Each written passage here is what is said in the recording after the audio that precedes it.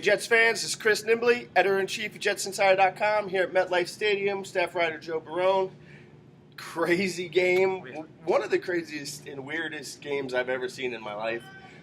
Very little made sense. It was just one ridiculous thing after another, capped off by the highlight of the game for me is the fan waving the flag that Marcus Peters threw. That guy is a hero. He's a national treasure, and I'm going to love him with all my heart for the rest of my life. But let's get back to the game. Chiefs jumped out early, 14-0 lead. The Jets seemed to have no interest in even bothering to cover Travis Kelce. Yeah. They got 2 touchdowns from him. Later in the game, they get 2 touchdowns from Tyreek Hill, 185 yards. But the Jets managed to come back in, leaning heavily on the running game. And then the passing game, Robbie Anderson and Jermaine Kearse took over at the end and managed to somehow hold on, even though all of us were sitting in the fourth quarter thinking, how are they going to blow it this time? Right. Well, they were down 14-0, and when we predicted this game in the beginning, I know you changed your prediction before the game happened, but when we were predicting this whole thing, we didn't think that Kansas City's offense would have such a good start to the game as they did. You know, Kelce was wide open so many times. Alex Smith was 5 for 5 for 111 yards. He was playing like week 1 Alex Smith, and that was interesting. But then they just got in their own way. They committed dumb penalties. The Jets capitalized.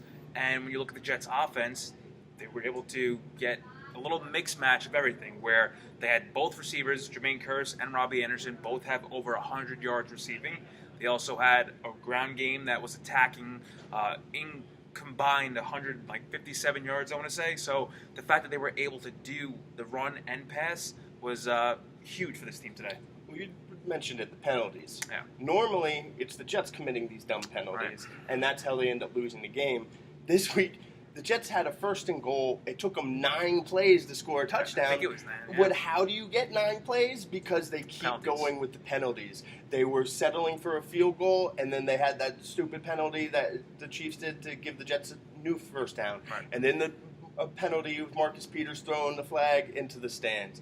And then they got it back, and they finally got it in, and it was crazy. But normally we're seeing the Jets making those mistakes. This week we saw the Chiefs making those mistakes, and that was the difference. And the penalties for the Jets really wasn't a factor. I think they were only flagged a few times today.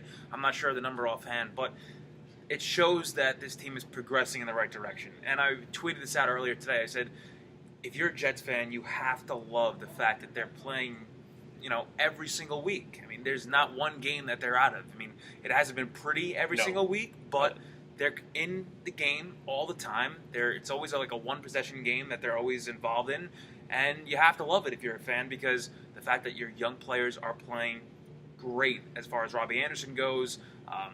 Their defense has had some signs today, even though they did give up, 31 points? Yeah, the defense didn't look good, but the Chiefs' defense was way worse. Well, exactly. So they were able to capitalize on the Chiefs' mistakes, and the fact that they were able to do that against a former AFC powerhouse team, you want to say, it shows that they're striving in the right direction. Well, this game was kind of a microcosm of the Chiefs' entire season. Yeah. Started out really hot, stumbled a little bit, but still looked to be in control, and then nosedive and end up losing the game. Again, the beginning of the game, Marcus May got burnt. His worst play of the entire season. Jamal Adams had a big mistake when he was trying to chase Alex Smith down on that 70-yard run. Instead of going for the tackle, he went to punch it out.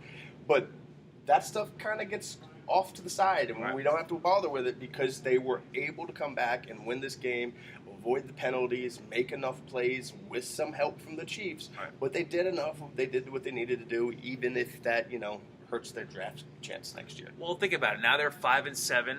Are they talking about playoffs? I mean, Matt Forte, he was saying when he was asked if this team actually believes if they can make the playoffs, and he said something interesting where he said, if you don't believe that you can make the playoffs, then you're just in the way of everybody in the locker room. And that's the type of microcosm of this whole Jets team this season, how they're all battling together. They're a team of unity and things like that help a Jets fan really think that this team is in the right direction. Well, listen, we were talking about it during the game as it's going on, because we talked about it earlier in the season when the Jets were just a game out of the playoffs in that this team's not good enough to be a playoff team. If you just say that, they're not. But if you look at the AFC, the Titans, the Ravens are probably going to These teams aren't good either. Right. Is it possible a 9-7 gets in? Is it possible an 8-8 gets in? Sure, it's possible.